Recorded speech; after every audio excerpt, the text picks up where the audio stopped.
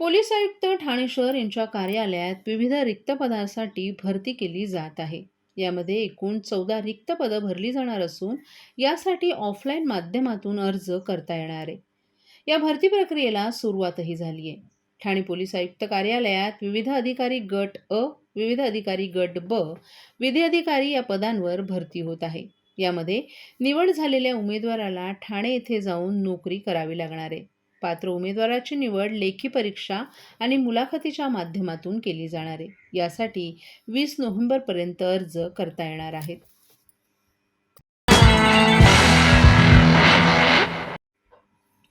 मुंब्रा येथील अमृतनगर भागात शुक्रवारी एका सदनिकेच्या छताचं प्लास्टर कोसळल्यानं अब्दुल वहाब गुलरेज अहमद हा 14 वर्षीय मुलगा जखमी झालाय. त्याच्यावर कळवा येथील ठाणे महापालिकेच्या छत्रपती शिवाजी महाराज रुग्णालयात उपचार सुरू आहेत. अमृतनगर येथे आयेश ही 5 मजली 20 वर्ष जुनी इमारत आहे. या इमारतीच्या तळमजल्यावरील एका सदनिकेत अब्दुल वहाब गुलरेज अहमद हा त्याच्या कुटुंबियांसोबत राहतो.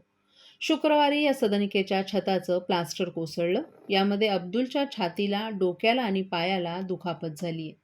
या घटनेची माहिती मिळाल्यानंतर ठाणे महापालिकेचं पथक घटनास्थळी दाखल झालं. अब्दुल याला उपचारासाठी छत्रपती शिवाजी महाराज रुग्णालयात दाखल करण्यात आले.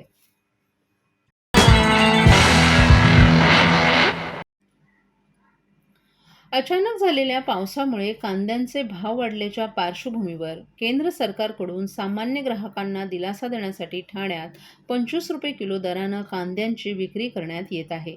भाजप जिल्हाध्यक्ष संजय वाघोले यांनी सामान्यांपर्यंत कांदा पोहोचवण्यासाठी पुढाकार घेतला असून ठिकठिकाणी कांदा विक्री सुरू आहे. त्याला नागरिकांकडून उत्स्फूर्त प्रतिसाद मिळतोय. राज्यातील कांदा उत्पादक क्षेत्रात अचानक झालेल्या पावसामुळे कांद्यांचं नुकसान झाले. त्यामुळे कांद्यांचे भाव किरकोळ बाजारात 80 रुपयांपर्यंत पोहोचले. त्यामुळे जनसामान्यांचं बजेट कोलमडलं. या ग्राहकांना दिलासा देण्यासाठी पंतप्रधान नरेंद्र मोदी यांच्या नेतृत्वाखालील केंद्र सरकारच्या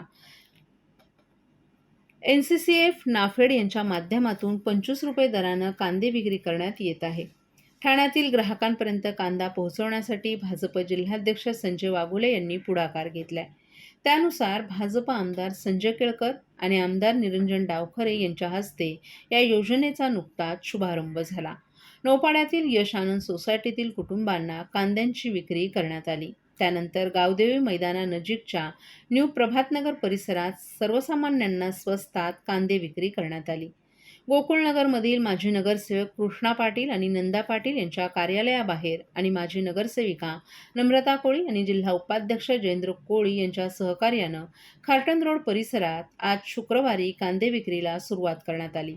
यावेळी माजी नगरसेवक सुरेश जोशी, भाजप सरचिटणीस सचिन पाटील, उपाध्यक्ष विक्रम भोईर, डॉक्टर राजेश मडवी, मंडळ अध्यक्ष दया यादव, सचिन केदारी, प्रशांत कळमंटे, मनोज शुक्ला, हिमांशू राजपूत, अजय सिंग, वृषाली वाघोले भोसले, दिलीप कंकाळे आदींसह स्थानिक नागरिक आणि कार्यकर्तेही मोठ्या संख्येनं उपस्थित होते.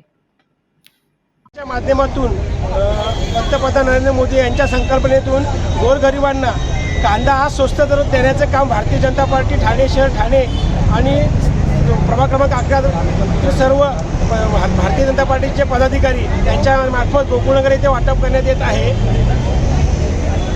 देशभरामध्ये भारताचे पंतप्रधान नरेंद्र मोदी यांच्या संकल्पनेत कांद्याचा जो काही आत्ता दर झालेला आहे हा 70 रुपये किलो झालेला आहे आणि सर्वसामान्य गरिबांना या ठिकाणी कमी दरामध्ये 25 रुपये प्रति किलो कांदा या ठिकाणी नरेंद्र मोदी यांच्या सरकारने या ठिकाणी उपलब्ध करून दिलेला आहे. आज गोकुळनगर भागामध्ये भारतीय जनता पार्टीचे ज्येष्ठ नगरसेवक कृष्णा पाटील व नगरसेविका नंदा पाटील यांच्या माध्यमातून गोकुळनगर भागातील रहिवाशांना या ठिकाणी आज प्रत्येक नागरिकाला 4 किलो कांदा 100 रुपयामध्ये या ठिकाणी उपलब्ध करून देण्यात आलेला आहे.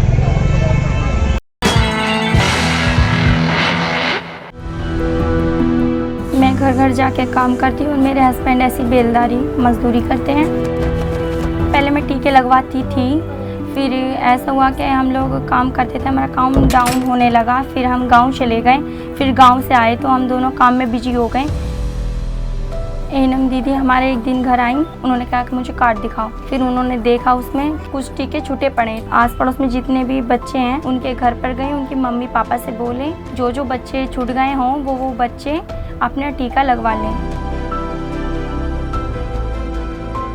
अब हम लोग सारी लेडीज मिलकर बच्चों का टीका लगवा के आए। हम तो भूल गए थे कि हमारे बच्चे का टीका नहीं लगा, लेकिन सरकार ने भूली, हमारे दरवाजे पर आए और टीका लगाए। मिशन इंद्रधनुष।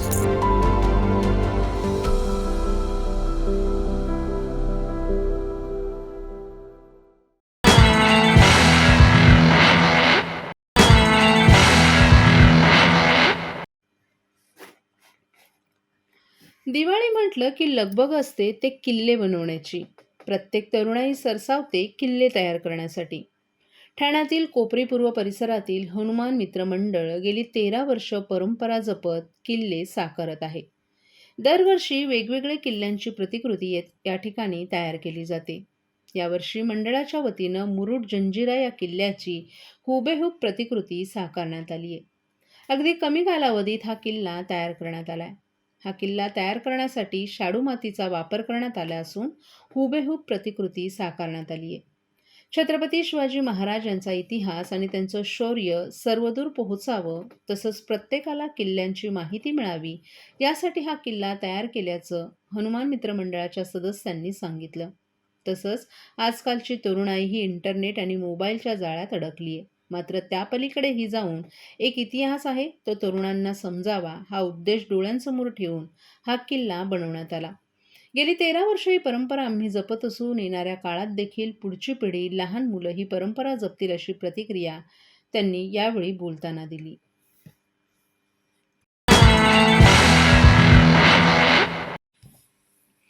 शहरातील मुख्य रस्त्यांची भाडेतत्त्वावर घेण्यात आलेल्या 2 यंत्रवाहनांद्वारे दररोज सफाई करण्यात येत असून यामुळे रस्ते सफाई कामाचा दर्जा वाढत असल्याचा दावा करत ठाणे महापालिका प्रशासनानं आता अशी 4 वाहनं खरेदी करण्याचा विचार सुरू केलाय.